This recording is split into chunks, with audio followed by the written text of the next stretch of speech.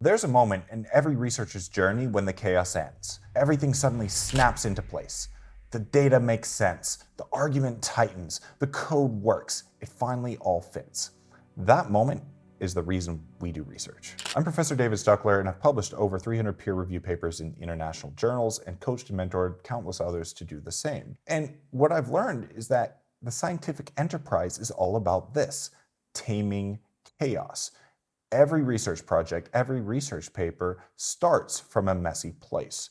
Our goal is to find an order in this disorder, to go from chaos to clarity. And that clarity is the reward you experience when you finally get there. And it is an incredibly satisfying feeling when you experience that moment of enlightenment, that joy of discovery, that clarity when it all finally fits into place. It's like you can finally exhale after that long, arduous journey of trying to make sense of the data and its order in all its messiness.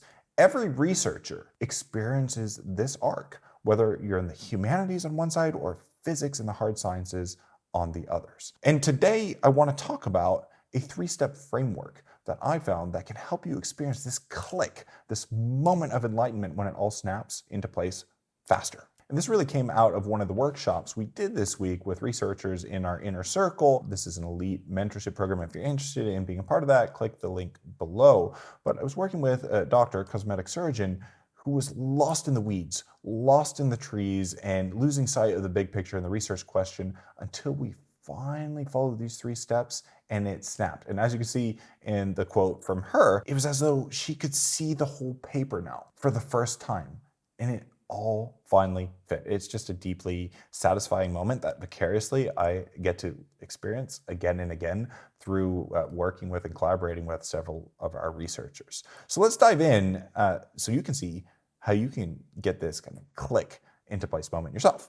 The first powerful thing you can do to the odds in your favor for finding this natural order is to really pay attention to finding the structure. The structure is that natural order in your data. It's going to be the natural order when you write your paper. There isn't always one structure to your data, but there is one that's going to feel like it fits the data best. And there are common ways you can look for this structure. Sometimes what you're doing is you're taking reality and you're slicing it in different angles, using different methods, different tools, perturbing your perspective to see it from different angles, but you will find one that fits best. Sometimes you're looking for just a whisper in the data, and it can be hard to see in one angle. So what you need to do is make sure you've mapped out your data and you've experienced multiple structures. One common mistake I see here for researchers is trying to mix writing the paper with writing to try to figure out the analysis. So what you need to do is, if you're writing and you're just dumping things on a page and you're wrestling with the writing to try to get clarity and make sense of things and find that natural order, that's okay. Just be willing to dispose that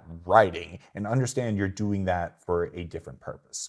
Finding that structure is also why I like to ensure that you have the narrative arc of your paper before you even start writing. Common natural structuring can come from a test around your hypothesis. It can come from staying really focused on your research question. It can be differentiating the paper by outcomes. If you use something in defining your question called a PICO model, check out a link below for how to do that. It helps ensure you've got a research topic really well defined and clear. Usually those elements of the PICO, your population, intervention, comparison, and outcome, those are elements that you can also use as different slices to perturb your data that can illuminate and help you get insight on the messiness. For quantitative papers, structure often follows your identification strategy, what you're using to identify causal relationships. For qualitative research, it often emerges as a narrative logic. It's an emergent narrative and emergent themes that come from your interview data.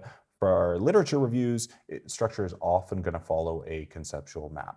Again, these are just broad contours, but the point is your job is discovery, is to identify that structure that creates order from disorder, effectively reducing entropy in your data.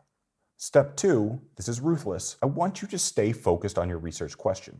Look, we're researchers, we're inherently quite curious creatures.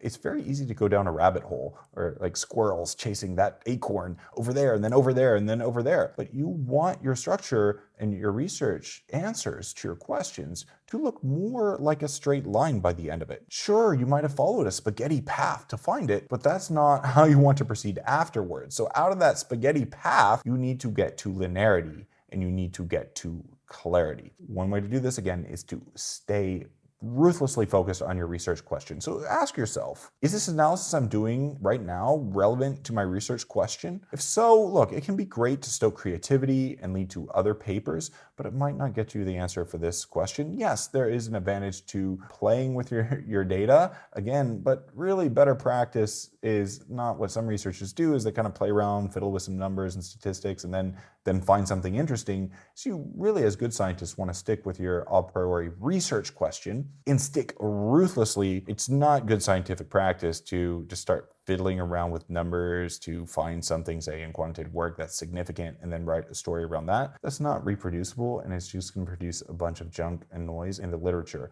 I want you to embark on this path of discovery as scientists, and only then will you get that click, that true click moment when things fall into place and your data bend your will and really answer in a satisfying way your research question. My third tip is to embed structure in your analysis from the beginning. And one of the ways to do this is with a tool called a DAG, a directed acyclic graph, really just a logic model that will force you to impose a clear conceptual logic of the causal pathways you want to look at. And sometimes I found some researchers, they're looking at X to Y to Z to A to B to C, and it's just going too far. And actually they need to prune that causal logic and stay focused to find the structure that they're looking for. This will also really help you clarify your analysis and your research questions. It's going to help you with the preceding steps to stay ruthlessly focused on your research question. In many of the lit reviews I deal with where people are going off-piste and getting lost, they might be going too far down the causal chain where they really just need to break off a few pieces of the causal chain, maybe this branch here or that branch there.